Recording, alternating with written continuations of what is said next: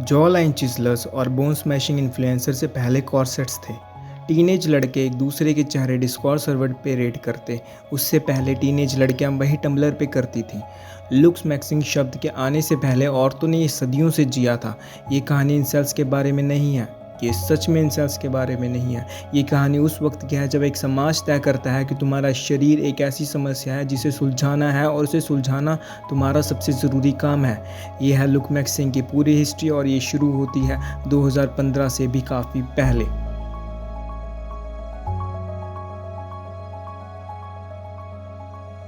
इंसानी इतिहास की हर सभ्यता में सुंदरता का एक आदर्श रहा है। जो बदलता है वो है उसकी शक्ल और वो कीमत जो औरतों ने उसे पाने के लिए चुकाई। प्राचीन ग्रीस में आदर्श औरत थी, भरी, गोरी और पूरी भरपूर। सुंदरता को शारीरिक कमायत से कम नापा जाता था, ज़्यादा नापा जाता था गुणों और उपजाऊ शक्ति से। तुम सुंदर थे अगर लगता था कि तुम जिंदगी दे सकते हो। रेनेसांस तक ये बदल गया। रूबिन जैसे कलाकारों ने औरतों के भरे कद, गोल पेट, मांसिल हाथों के साथ चित्र बनाए। एक शरीर जो कहता था हमारे पास काफ़ी खाना है और हम सुरक्षित हैं। अकाल के ज़माने में पतलापन गरीबी की निशानी था, सुंदरता की नहीं। लेकिन एस्थेटिक के नीचे कुछ और चल रहा था। औरत अपने शरीर को आदर्श के अनुरूप ढालने के लिए पहले से ही बदल रही थी। 1500 में ही कॉर्सेट्स यूरोपियन फैशन में आ गया। पहले फ्रांस कोट में आया, फिर हर जगह। ये सिर्फ कपड़ा नहीं था, ये महिला शारीरिक की रोज़ाना रीशेपिंग था। जड़े डबे, कमर नामुमकिन मापाओं में कसे जाने से सांस लेना कभी कभी मुश्किल हो जाता था। सोचो इसके बारे में। औरत खुद से या कुछ हद तक मजबूरन अपने अंदर के अंगों को दबा रही थी हर रोज़ चाहने लायक बनने के लिए। सिर्फ ये फैशन नहीं है, ये ऑप्टिमाइजेशन है, ये हर मायने में लुक मैक्सिंग का पूर्वज है। विक्टोरियन ज़माने तक कॉर्सेट अपनी हर हद पर पहुंच गया था। क्रिनोलाइंस के साथ ये औरतों को एक आवरग्लास में ढालती जो इतना ड्रामेटिक था कि लगभग आर्किटेक्चरल होगी। साथ ही गोरी चमड़ी की कदर थी और औरतों ने घर के बने कॉस्मेटिक जैसे नींबू का रस और अंडे की सफ़ेदी इस्तेमाल की। कुछ ने शीशे के बेस्ड पाउडर इस्तेमाल किए जो उन्हें धीरे धीरे जहरीला करता जा रहा था। सुंदरता और खतरे हाथ में हाथ डाल के चलते हैं। ये स्टैंडर्ड सिर्फ एस्थेटिक नहीं था, ये नैतिक था। सुंदर दिखने वाली औरत एक पुण्य औरत थी। खुद को छोड़ देना आलस नहीं था, ये चरित्र की कमी थी। जाना पहचाना लगता है। पहले विश्व युद्ध के बाद कुछ टूट गया। 1920 की फ्लैपर ने कॉर्सेट को ठुकरा दिया, हर फन को ठुकरा दिया। नए आदर्श एंड्रोजेनस थे, सीना, पतली कमर, छोटे कटे बाल। अब औरतें अपनी छातियों को बांध नहीं रही थी, कमर को कसने की जगह आदर्श की शक्ल बदली गई। तरीका शरीर को फिट करने के लिए बदलना बिल्कुल वही रहा। फिर हॉलीवुड आया और उसके साथ ग्लैमरस आवरग्लास का ज़माना शुरू हुआ। मैरिलिन मोनरो, एलिजाबेथ टेलर, घुमावदार शरीर, बुलेट ब्रास, टाइट ड्रेसेस। औरतों ने फिर कॉर्सेट और गर्डल्स का इस्तेमाल किया। अलग दौर, वही मानसिकता। अपने शरीर को ढालो, चाहने लायक बनो, यही तुम्हारा मकसद है। और फिर पेंडुलम तेज़ी से झुका। 1960 में ब्रिटिश मॉडल ट्विगी आई और सब कुछ बदल गया। बिल्कुल पतली, लड़केपन जैसी, हिरन सी आँखें, लगभग कोई कर्व्स नहीं।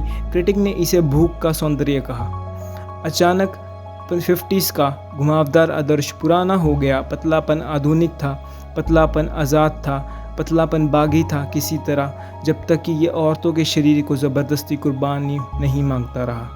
1980 ने इसे एथलेटिक कह के पेश किया, पतला लेकिन ताकतवर।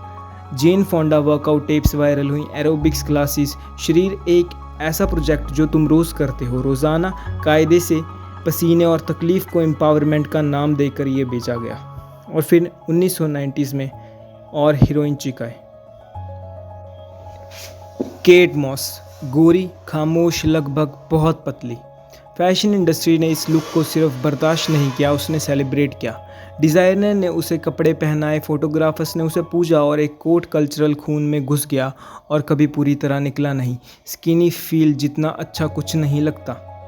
ये सेंटेंस ज़रूरी है, इसे पकड़ा रखो क्योंकि ये कुछ खास करता है। ये तकलीफ़ को, भूख, महताजी, जिस्मानी तकलीफ़ को सुंदरता की राह बताता है। साइड इफ़ेक्ट नहीं, असली तरीका कहता है। ये मानसिकता बाद में लुक मैक्सिंग को चलाएगी। 2000 के शुरू में इंटरनेट ने औरतों को कुछ नया दिया, ईच अदर। सिर्फ रेसिपीज या गॉसिप शेयर करने के लिए नहीं, अपने आप को छोटा करने के प्रोजेक्ट के आसपास कम्युनिटी बनाना। इन्हें प्रो एना फॉर्म्स कहा गया। एना एनोरेक्सिया के लिए, प्रो उसे बढ़ावा देने के लिए। साफ बात करते हैं इनके बारे में। ये ऑनलाइन स्पेसिस थे जहां ज़्यादातर नौजवान औरत एक तरह होती थी, बहुत पतली शरीर की तस्वीरें शेयर करने के लिए, जिसे थिंस्पिरेशन या थिंस्पो कहा जाता था।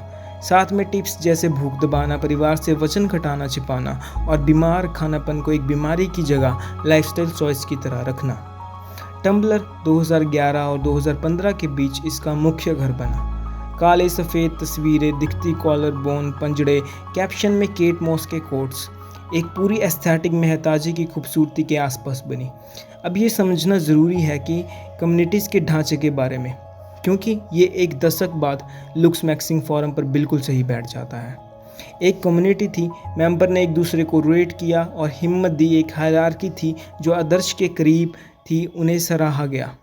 टेक्निक्स थी, आदर्श पाने के खास तरीके खुल के शेयर किए गए। एक आइडियोलॉजी थी कि आदर्श पाना प्यार, सफलता और खुद की कदर की राह है। और एक निराला तुलना का चक्र था जो मेंबर्स को एंगेज रखता था और स्टैंडर्ड्स को और आगे ढकेलता रहा।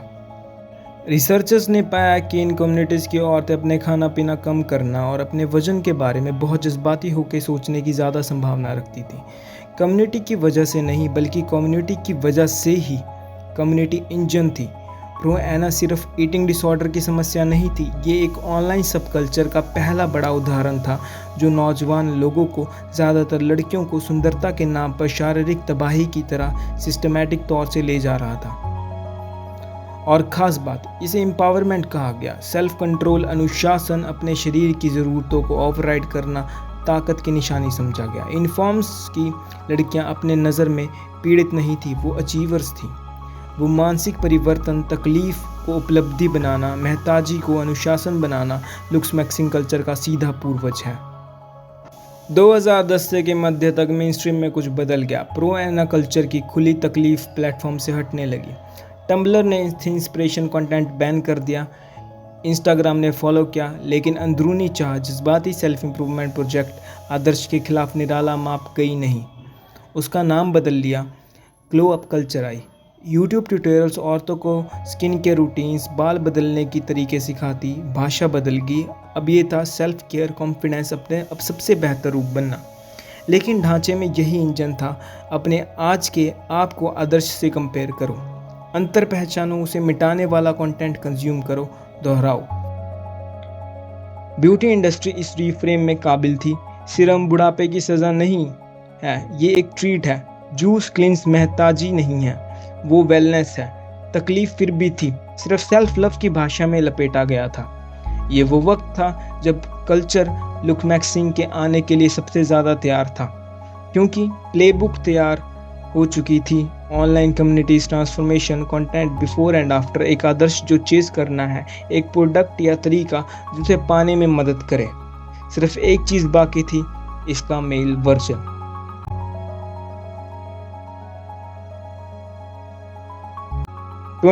जून 2015 को lookism.net नामा एक वेबसाइट रजिस्टर हुई। कुछ दिनों में लुक्स मैक्सिंग नामा एक फॉरम थ्रेड सामने आया। शब्द आया था, धारणा पुरानी थी। ये फॉरम्स lookism.net, PUA हेट और स्लट हेट बने। PSL फॉर्म्स के नाम से जाने गए। PSL मतलब परसीव्ड सेक्सुअल लेवल्स।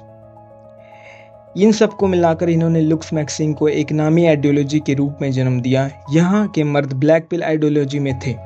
वो सोच कि शारीरिक रूप एसेंशियल निर्धारक है कि औरतें पार्टनर्स को लगभग पूरी तरह चेहरे की बनावट, लंबाई और हड्डी की ज्योमेट्री के आधार पर चुनती हैं, कि व्यक्तित्व इरेलीवेंट है या और बुरा है, सीधा नुकसान पहुंचाने की जगह, या तुम सही जेनेटिक्स के साथ पैदा होते हो या अपनी ज़िंदगी भर देने में गुजारते हो। उन्होंने एक रेटिंग सिस्टम बनाया, 1 से 8 पूरी तरह चेहरे की खूबसूरती पर, 8 था गीगा चैट, 1 था सब ह्यूमन, आदर्श, कड़क, जड़बान, शिकारी, आंखें, लंबा, सिमेट्रिकल, खुलकर गोरा और यूरोपियन था। बाद में इन कम्युनिटीज़ का अध्ययन करने वाले रिसर्चर्स ने नोट किया कि बुनियादी में ही वाइट सुपरमैसिस्ट सुंदरता स्टैंडर्ड्स की गहरी जड़ें थीं। अब क्या ये किसी चीज़ जैसा लगता है जो हम पहले देख चुके हैं?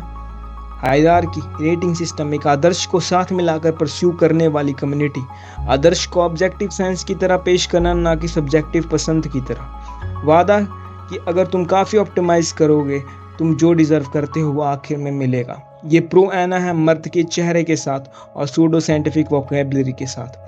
तरीकों की रेंज सॉफ्ट मैक्सिंग से थी skin care, gym, hair cut, posture और हार्ड मैक्सिंग तक, जिसमें सर्जरी और हार्मोन्स इंजेक्शन शामिल थे। और फिर एक्सट्रीम फ्रिंजेस, बोन स्मैशिंग, अपने चेहरे को ब्लंट ऑब्जेक्ट से मारने की आदत ताकि हड्डी रिमॉडलिंग हो सके। और सबसे एक्सट्रीम केस में स्टीरॉयड यूज, अनरेगुलेटेड पेप्टाइड्स और वजन घटाने के लिए स्टिमुलेंट्स भी। PSL फॉरम्स आखिरकार बंद हो गए, लेकिन आइडियोलॉजी नहीं मरी, वो माइग्रेट कर गई। 2020 के शुरू में लुक्स मैक्सिंग टिकटॉक पर आई और प्लेटफॉर्म के एल्गोरिथम ने वही किया जो एल्गोरिथम करते हैं, एक ऑडियंस ढूंढा और उन्हें और ज़्यादा दिया गया ये कंटेंट। फरवरी 2026 तक टिकटॉक पर हर रोज़ 3 लाख से ज़्यादा लुक्स मैक्सिंग रिलेटेड सर्चेस थे। मार्च तक 19 लाख। शुरू के टिकटॉक कंटेंट ने फ्रेमिंग को नरम किया, ब्लैक पिल आइडियोलॉजी कम, ज़्यादा सेल्फ इम्प्रूवमेंट, प्रो एस्थेटिक चले। Skin care routines, jaw line exercise, mowing, अपनी जीभ तलों पर दबाना, माना कि चेहरे को वक्त के साथ रीशेप करेगा ये। एक्सट्रीम आइडियोलॉजी फिर भी नीचे थी, लेकिन इसे इस तरह पैक किया गया था कि ऊपर से आम बैलेंस कंटेंट जैसा लगा। यही ठीक वो है जैसे प्रो एना एक दशक पहले इंस्टाग्राम पर माइग्रेट की। एक्सप्लिसिट कंटेंट बैन हो जाता है, एस्थेटिक रहता है, नए यूज़र बिना असली कॉन्टेक्स्ट के आते हैं। फिर इन्फ्लुएंसर आए, सबसे अहम थे क्लेव कलर नामा एक शख्सियत, असली नाम ब्रैडन पीटर्स, वो लुक्स मैक्सिंग के सबसे एक्सट्रीम रूप का चेहरा बना। बोन स्मैशिंग प्रमोट करते थे, स्टेरॉयड यूज पर चर्चा करते थे, $50 पर मंथ सब्सक्रिप्शन कोर्स चलाते थे जो सब्सक्राइबर से वादा करता था कि वो जेनेटिक पोटेंशियल से आगे जा सकते हैं। उसके यूट्यूब चैनल आखिरकार सीवियर वायलेशन के लिए बंद कर दिए गए, लेकिन तब तक उसने एक पूरी जनरेशन के अपने चेहरे से रिश्ते को ढाल दिया था। रिसर्चर्स ने एंड्रू टेट से सिमिलैरिटीज तुरंत नोट की। दोनों ने आउटरीच को चमकते हुए फॉलोइंग बनाई। दोनों ने खुद को हाइपर मैस्कुलिन अथॉरिटीज के रूप में पेश किया।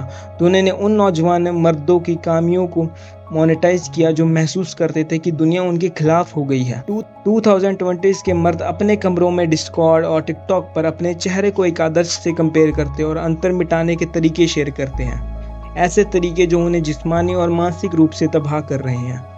भावनात्मक ढांचा एक जैसा है, कम्युनिटी का ढांचा एक जैसा है, मानसिक तरीका, शेयर तकलीफ में अपनापन ढूंढना, खुद की तबाही को अनुशासन कहना, अपनी कदर को बाहरी मापदंड से नापना एक जैसा है। जो अलग है वो है भाषा।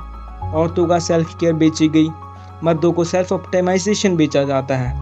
औरतों से प्यार का वादा किया जाता है, मर्दों से डोमिनेंस का वादा किया जाता है, लेकिन दोनों केसेस में जो प्रोडक्ट बेचा जा रहा है वो है एक ही चीज़ है, ये सोच कि तुम अभी काफ़ी नहीं हो और अपने शरीर को ठीक करना काफ़ी बनने की राह है। एक इतिहासकार ने सीधा कहा है, लुक्स मैक्सिंग नौजवान मर्दों की कमी नहीं दिखाता बल्कि उनके आसपास की सब चीज़ों की नाकामयाबी दिखाता है।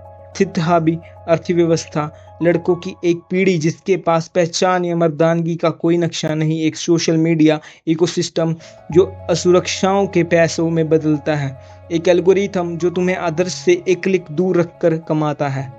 ये सुंदरता के ट्रेंड्स नहीं है, ये लक्षण है।